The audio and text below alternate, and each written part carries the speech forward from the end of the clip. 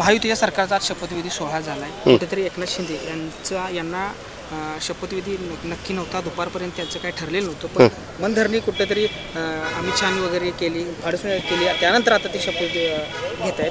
काय वाटतं त्यांना कुठेतरी डावलले गेले का पूर्णपणे? माजी मुख्यमंत्री असं म्हटलं तरी चालेल, एकनाथ शिंदे यांची मनधरणी केलेली नाही आहे. भारतीय जनता पक्षाने गेल्या 2.5 वर्षापूर्वी ज्या पद्धतीनं राष्ट्रवादी काँग्रेस पक्ष शिवसेना फोडली त्यावेळा मनधरणी केली नाही. ईडी सारख्या धाडी टाकतो अशा पद्धतीची एक दहशतीचं भीतीचं वातावरण तयार करून या महाराष्ट्रामध्ये पहिलं सरकार महाविकास आघाडीचं फोडून दुसरं सरकार स्थापन केलं. त्यामुळं मला असं वाटतं की एकनाथ शिंदे ह्याने गेली 2-3 दिवस महाराष्ट्रातली जनता अशा अपेक्षेनं बघत होती हे काहीतरी वेगळे आणि अशी क्रांतिकारी अशी कुठला तर निर्णय घेतील, पण तो त्यांनी निर्णय घेतलेला नाही. या निर्णयाच्या मागं त्याला बाजूला टाकणं आणि शिवसेनेच्या शिवाय आम्ही सरकार करू शकतो हे भारतीय जनता पक्षानं दाखवण्याचं काम केलं होतं. पण गेली जवळजवळ 14 दिवस ज्या शपथविधीला वेळ लागला याला कारणच असं होतं की उद्याच्या काळामध्ये महाराष्ट्रामध्ये भारतीय जनता पक्ष सोडून जर लोक एकत्र झाले तर महाराष्ट्रामध्ये परत भारतीय जनता पक्ष सत्तेवर येऊ शकत नाही. या भीतीपोटी त्यांनी एकनाथ शिंदेना थांबवलं आणि सत्तेतून बाहेरून नाही, बाहेरूनही पाठिंबा आहे, तुम्ही उपमुख्यमंत्री पद घेतलं पाहिजे आणि त्यांनीच घेतलं पाहिजे असा आग्रह त्यांनी त्यावेळेला केलेला आहे. या दृष्टिकोनात एक आहे की शिवसेना शिंदे गट यांचा खच्चीकरणाचा कार्यक्रम भारतीय जनता पक्ष करत आहे.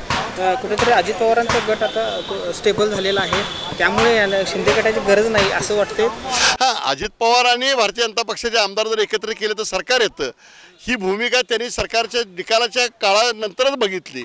पण ज्या वेळेला एकनाथ शिंदेने एक स्वतंत्रपणे आपली भूमिका घ्यायला सुरुवात केली त्यावेळेला भारतीय जनता पक्षाने या माध्यमातून त्यांची मनधरणी करण्याचा प्रयत्न केला, सांगण्याचा प्रयत्न केला.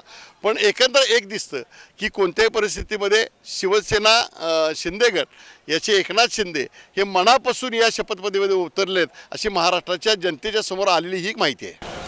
कुठेतरी 6 महिने देखील मला म्हणजे मुख्यमंत्रीपद द्या अशी विनवणी करणं काहीतरी लाचारीचं लक्षण असं वाटतंय.